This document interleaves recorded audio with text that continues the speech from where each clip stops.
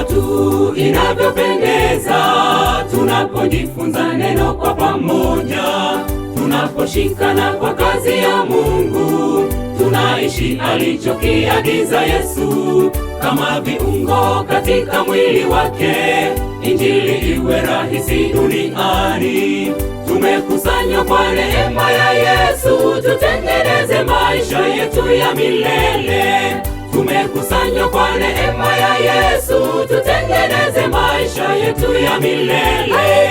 Haijalishi umeitwa asubuhi, mchana, jioni, ni neema ya Yesu.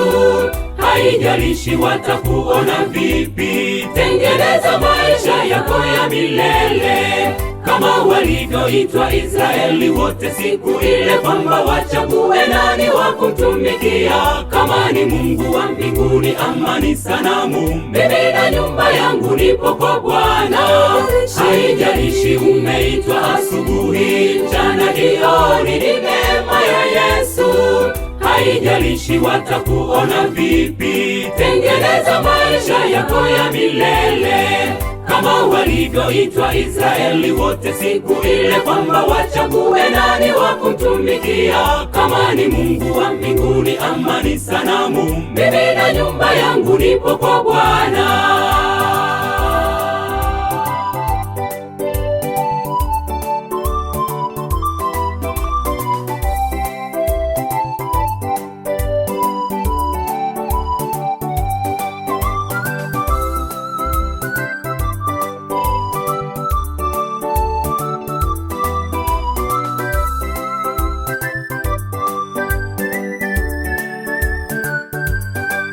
Nguvu kubwa tunaipata pale tunapojifunza habari za mitume.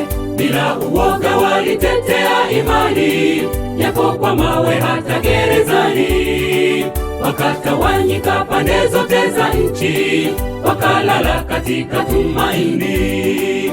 Na mimi ninataka kujihusisha, ningali hai nihesabike kati yao. Na mimi ninataka kujihusisha, ningali hai nihesabike kati yao. Haijalishi umeitwa asubuhi, mchana, jioni, ni neema ya Yesu. Haijalishi watakuona vipi, tengeneza maisha yako ya milele kama walivyoitwa Israeli wote siku ile, kwamba wachague nani wa kumtumikia. Kama ni Mungu wa mbinguni ama ni sanamu, mimi na nyumba yangu nipo kwa Bwana. Haijalishi umeitwa asubuhi, mchana, jioni, ni neema ya Yesu.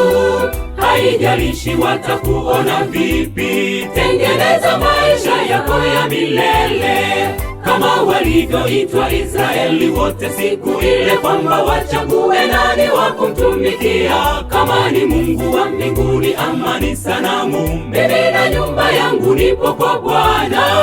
Haijalishi umeitwa asubuhi, mchana, jioni, ni neema ya Yesu.